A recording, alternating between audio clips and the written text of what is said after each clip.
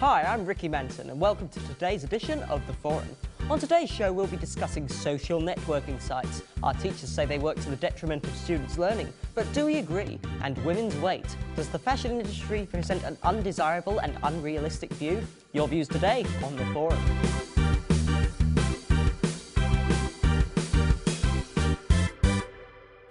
Good morning. According to a recent poll, 7 out of 10 teachers believe our kids are becoming increasingly obsessed with social networking sites. Half of them believe pupils' ability to concentrate in class is diminishing due to this, and 2/3 say the quality of homework is poor as children hurry to get back onto Facebook. Are they right, or are our teachers just trying to shift the blame from inadequate teaching?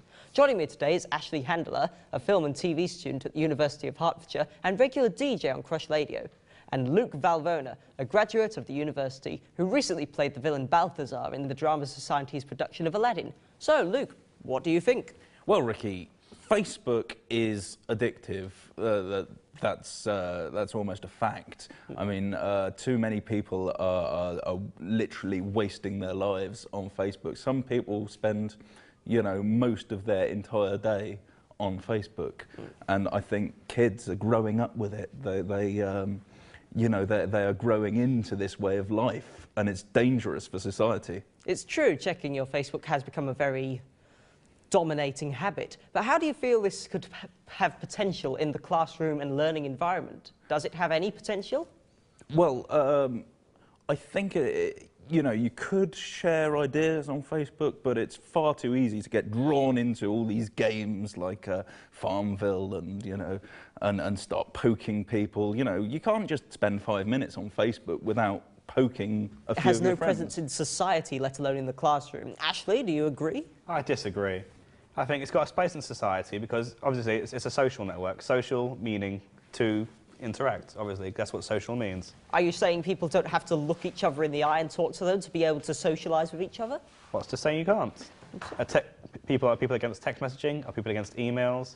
Yes, but these all provide vital roles, whereas Facebook is, you know, the level of content in conversation on Facebook tends to be things like, you know, just slipped over, lol, 12 people like this. But in terms of education, it does have its benefits in terms of, for example, if a teacher is on a social network, for example, they could be interacted from home. Yes, but even if you were to implement a system like that, it would be far too easy to get distracted chatting to other mates on Facebook.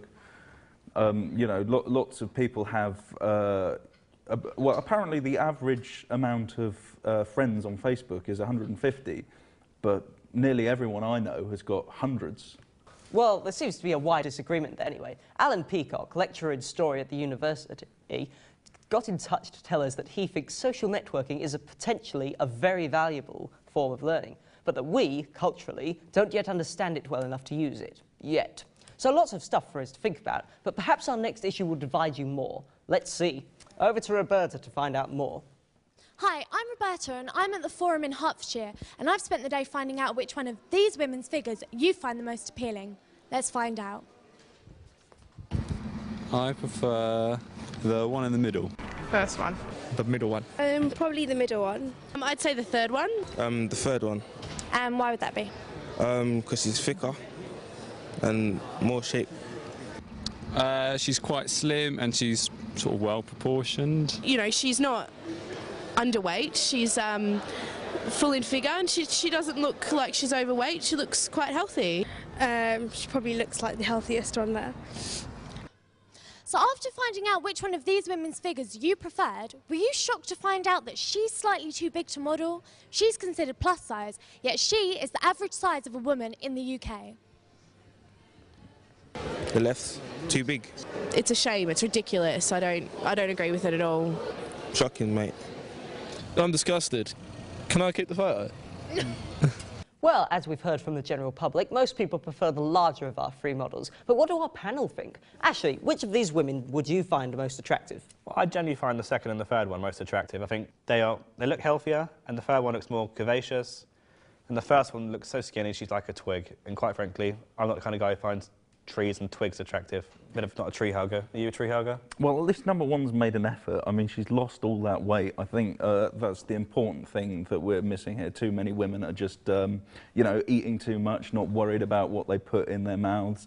And, you know, you see the evidence for this all around. Like when you go to supermarkets, you see obese women going around in mobility scooters, and you just think, well, couldn't they all just not eat as much? What do you say to the idea that none of these women are fit enough to model? I think that the fashion industry has its own standards, and like any other advertising industry, they know that sex sells, and as much as we'll hate to admit in real life that we're attracted to more skinnier women, I think that is the underlying truth. Define the right look. Well, I mean, Because if you're going on appearance, it then involves define. the face as well, obviously, and you know. But I think the fact that, you know, women want to be skinnier is a good thing. It means you know, you're less likely to see so many morbidly obese, flabby women going around. A valid point. Many people do die of heart disease, and many. But surely you'd heart rather see problems. someone who's been more well-fed as opposed to someone who's been malnourished, lack of water, lack of food. Surely it's looks better like to they have could do with someone a good who's meal. alive than who is dead. OK, guys, we're going to have to end it there. We've really lived up to our name today. Lots of heated discussion here. I'd like to thank both Ashley and Luke for their contributions today. It's been really great.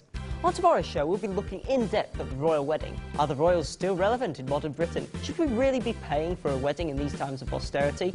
Is it a waste of funds or a valuable way of increasing public morale and just having a massive party? And Bruce, Brenda and David, what do they have in common?